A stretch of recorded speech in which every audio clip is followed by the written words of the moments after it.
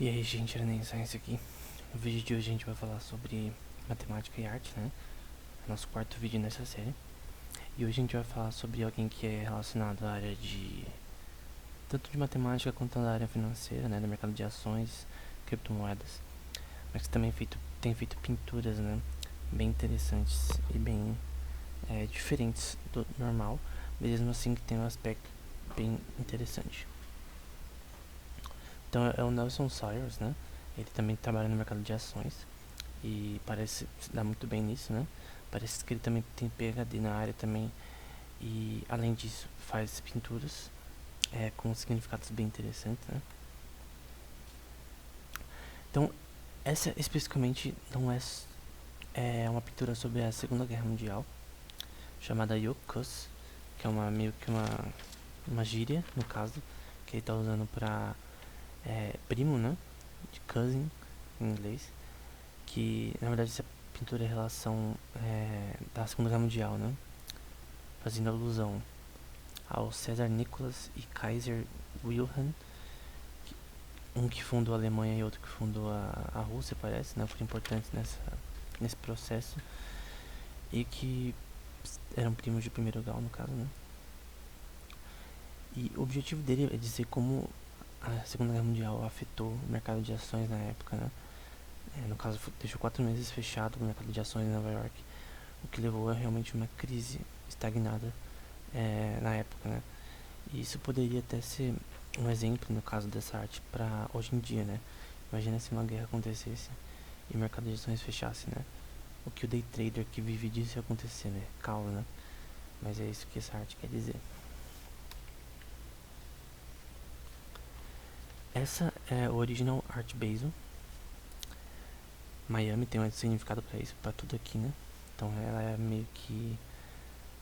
Você vê várias fórmulas no fundo, nomes escritos, e o objetivo é relacionado ao problema de Basel, né?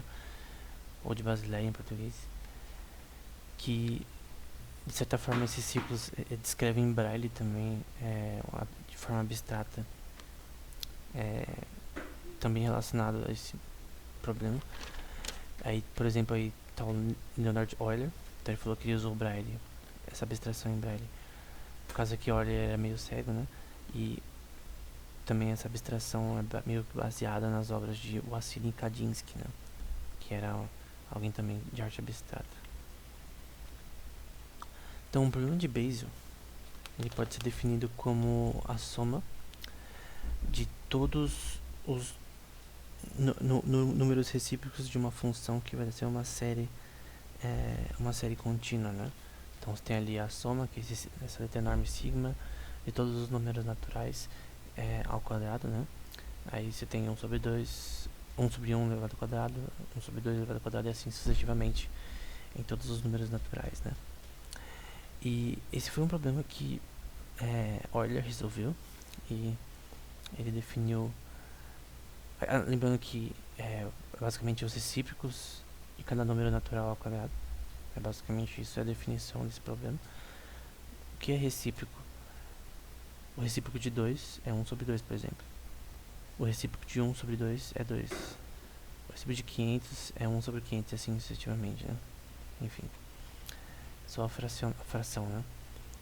E o resultado de Euler foi π elevado a 2 sobre 6, que é uma coisa que tem na pintura. Então esse é o resultado dessa... Quando o n é elevado... Então, para o resultado geral dessa série, que ela converge para esse valor. E esse tema é extremamente relacionado à função zeta de Riemann, né? Da hipótese de Riemann que a gente viu em outro vídeo. Então você tem ali a função zeta, né? Que é a mesma coisa que a equação de Euler, né? Só que no caso com esse zeta, que nesse caso vai ser igual a 2, né? Então todos os recíprocos aqui de cada número natural a gente vai elevar somente a 2, mas pode ser 3, 4, não importa. E nesse caso vai ser igual ao resultado de Euler para a zeta sendo igual a 2, né? Para o expoente de cada recíproco. E a questão todo o resultado do Euler, quanto resultados da conjectura de Gauss também relacionado a esse tema. É muito também relacionado a números primos, esse contexto. E a gente falou sobre isso em outro vídeo. Essa pintura, ela mostra cada parte disso, de certa forma. Pode ver ali a função zeta de Riemann ali espalhada nessa pintura, né? Ali, por exemplo, lá no meio, para baixo dos círculos, você tem ali π ao quadrado sobre 6, que é o resultado. Enfim, você tem ali várias equações relacionadas a esse tema, né? E é para explicar o mesmo tema, né? Ali embaixo, na parte direita, né? Você vê ali escrito Riemann e a função zeta ali para zeta igual a 2. Ali, uma generalização dessa função. Então você tem todas essas equações além desses círculos que representam em Braille esse problema, né? Basel, o problema de Basel. E são as cores de Miami, né? Por isso, Original Art Basel Miami. Essas são as cores padrões de Miami. Tem essa arte aqui também, que é o exemplo primo de narcisismo, né? Que cada bolinha colorida é um número primo, segundo ele, né? Cada bolinha colorida. Então essa aqui é a distribuição de números primos, uma distribuição finita, obviamente. E você tem ali lá embaixo, né? Cada ponta colorida é um número primo, né? Você tem ali embaixo o nome Nelson em Braille, né? Então, em muitas das pinturas ele usa Braille de forma abstrata, né? E a questão dessa pintura é a questão de tipo a questão do narcisismo é que o nome dele tá no meio dos números primos, que são algo extremamente importante para a criptografia, para a internet funcionar, para funcionamento de sistemas criptográficos em geral. Eles usam números primos para gerar a chave de criptográficas, né? Como criptografias como RSA, AES, usam essa propriedade matemática muito nesse tipo de coisa. Então, ele está tentando colocar a importância do nome dele também relacionada a esse conjunto de números naturais extremamente importantes para matemática e para ciência da computação. O nada, que é relacionado à identidade de Euler, né? Que a gente vai ver no próximo slide, né? E a gente vai entender porque é o nada, mas basicamente isso aqui é uma abstração da identidade de Euler em Braille. De novo, usando Braille, né?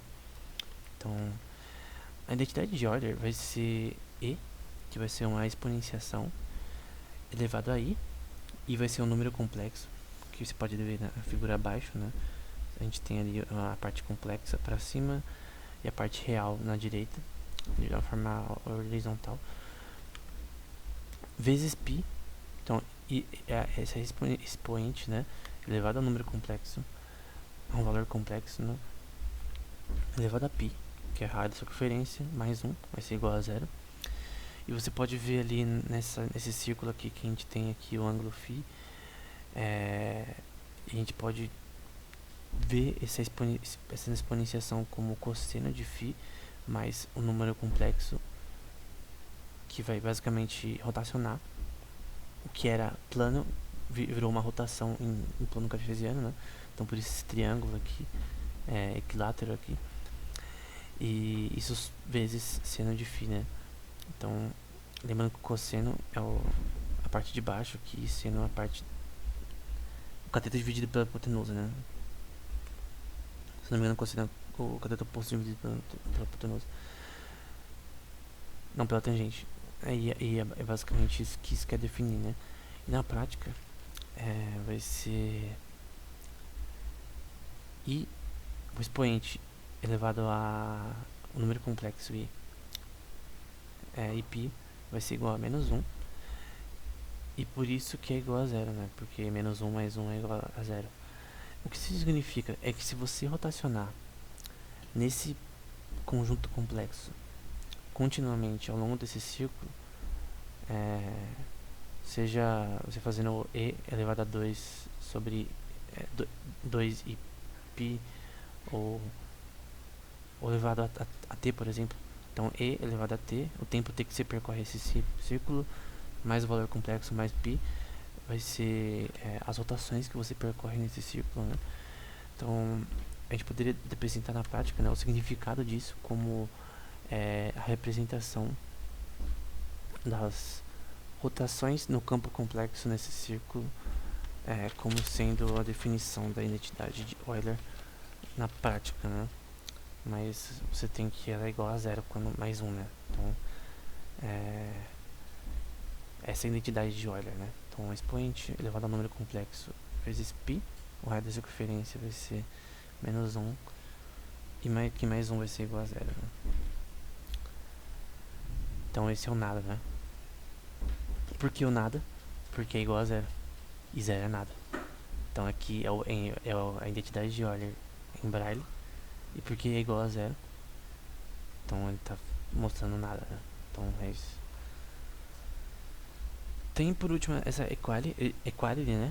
Eu vou colocar na descrição outras pinturas que você pode ver, que também são boas, mas essa é relacionada à topologia, né? E topologia é uma área da matemática relacionada a estruturas geométricas que podem ter diferentes shapes, e elas podem ser diffeomórficas ou homeomórficas. Nesse caso, o objetivo são estruturas homeomórficas, né? Por exemplo, a gente tem ali um copo, uma caneca, a gente tem ali um donut, né? Um negócio ali de pintura. E esses objetos na topologia, eles são homeomórficos, né? Se você pegar o shape deles, todos têm um furo, todos têm uma estrutura que, se eu pegasse uma massinha, por exemplo, eu poderia fazer uma caneca, poderia fazer um donut, poderia fazer um copo com a massa proporcional a isso, né? Então, eu poderia transformar essa massinha em todos esses shapes sem mudar ela. Então, isso que é uma estrutura homeomórfica, né? Quando a gente tem uma topologia que é idêntica. E nesse sentido que ele quer dizer equalidade, né? Que todos os seres humanos são iguais. Assim como nessa imagem, todas as estruturas geométricas que estão nela são homeomórficas, né? Elas podem ser diferentes, mas elas têm a mesma estrutura topológica, que faz elas serem homeomórficas, né? Então, era isso. Eu só peguei algumas pinturas principais dele como referência, mas ele tem muitas outras também. Eu foquei mais nas que têm valor no matemático. Algumas delas não tem, e algumas também são focadas no mercado de ações, como a gente viu na primeira. Mas as pinturas são muito bonitas até. Por mais que sejam abstratas, elas têm um significado, e ele sempre explica o significado das imagens pra gente não ficar perdido. Então não é só uma imagem inútil, que não tem nenhum significado. É uma imagem que tem um valor que é carregado nela, né? Então, era isso. Espero que esse vídeo tenha sido útil. Mais imagens, pinturas deles estão disponíveis na descrição. Então, ele é um artista diferente e que mostra matemática de uma forma bem assim, visualmente aprazível, né? Então era isso, até o próximo vídeo.